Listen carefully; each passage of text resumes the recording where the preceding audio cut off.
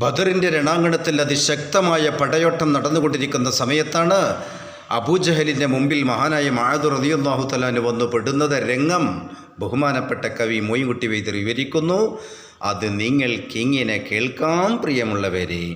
അറിമാദണ്ടവറൊരു ബദർ ചണ്ടയിൽ പൊരുതനെ നിണ്ടിടലായി അതുപോളുതത്തലം അബുജഹലെത്തിടൈ എനതിലെതിർത്തിടുവാൻ.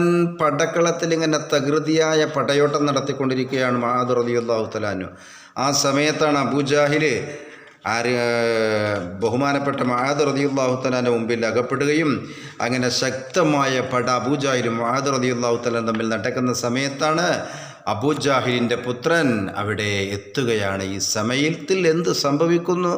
ഹർബ് വീണത്തോയിൽ അടവയെടുത്തമൈ ഇരുവരും ഒത്തികലാൽ ഇകൽ പൊഴുതൊറ്റവൻ ഒരു താറ് വിട്ടതാൽ എനയോനു കറ്റിടലായി.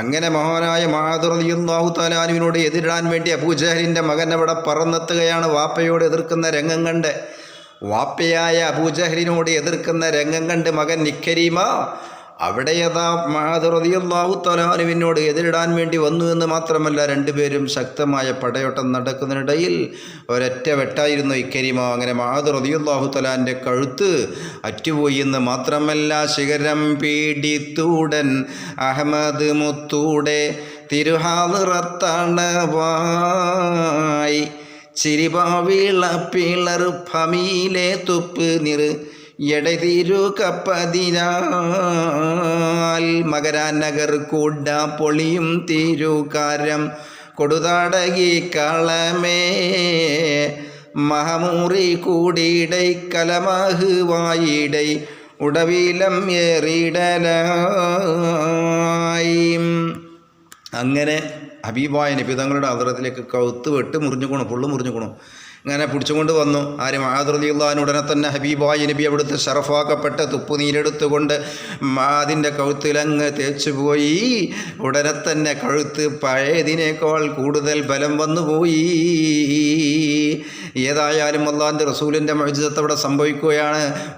മഹാനായ മുആദ് റളിയല്ലാഹു തആല ഒരു കുഴപ്പവുമില്ല. ഏതായാലും വല്ലമ്മേ ഇഞ്ചിയിൽ നസിഹത്തേശിയ ഇകരിമത്ത് ബിൻ അബൂജഹൽ ഫത്ഹ് മക്ക നാൾ ഇസ്ലാമാകിടൈ റളിയല്ലാഹു അൻഹും സദദമേ. ഏതായാലും ഇക്രീമ റളിയല്ലാഹു തആല അൻഹു അദ്ദേഹം പിന്നെ പിൽക്കാലത്ത് മുസ്ലിമായി ഷാമിലൊക്കെ ശക്തമായ പടയോട്ടം നടത്തിയ മഹാനാണ്. ഒരു ദിവസം യുദ്ധം കഴിഞ്ഞ്, ഏതോ ഒരു യുദ്ധം കഴിഞ്ഞ് മഹാനായ ഇക്രീമ ഇങ്ങനെ നടന്നു വരികയാണ്. വഴിയിൽ വെച്ചൊരു ഈത്തപ്പനയുടെ ചോട്ടിൽ വിശ്രമിക്കാൻ വേണ്ടിയിരുന്ന സമയത്താണ് എന്ത് കണ്ടത്?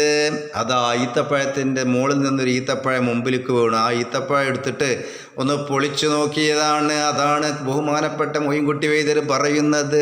തരമ്മേ ഇഞ്ചിയിൽ നസിഹത്തേശിയ ഇകരിമത്ത് ബിൻ അബൂജഹൽ ഫത്ഹ് മക്ക നാൾ മുസ്ലിമാകിടൈ റളിയല്ലാഹു അൻഹും സദദമേ.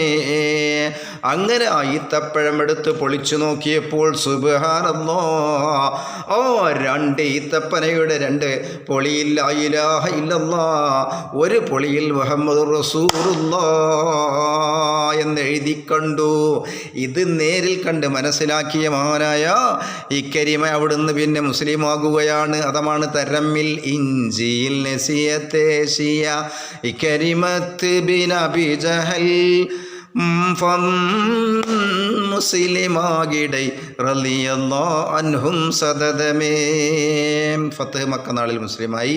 ചുരുക്കി പറഞ്ഞ ഷാമിലൊക്കെ ശക്തമായ പടയോട്ടം നടത്തി വാപ്പാനിക്കെതിരായി. വാപ്പ ശത്രുപക്ഷത്തും അങ്ങനെ മറുപക്ഷത്തെ ഹിദായത്തിൻ്റെ മാർഗത്തിലേക്ക് മകൻ കടന്നു വന്നു, അള്ളാഹുവിൻ്റെ ഇഷ്ടദാസനായി മാറി. അപ്പോൾ അതാണ് ഇക്രീമ റളിയല്ലാഹു തആല മുസ്ലിമാകാനുള്ള കാരണം. വിശ്രമിച്ചു കൊണ്ടിരിക്കുന്ന സമയം ഒരു ഈത്തപ്പന താഴെ വീഴുകയും ആ ചുള എടുത്ത് നോക്കുമ്പോൾ പൊളിച്ചു നോക്കുമ്പോൾ ലാ ഇലാഹ ഇല്ലല്ലാഹു മുഹമ്മദുർ റസൂലുള്ളാഹ് എന്ന് എഴുതി കൊണ്ടുവന്നു. ഇങ്ങനെയൊക്കെയും ചരിത്രങ്ങളും ഇതുണ്ടായിട്ട് ഇപ്പോഴും ആളുകൾക്ക് നേരം വെളുത്തിട്ടില്ല.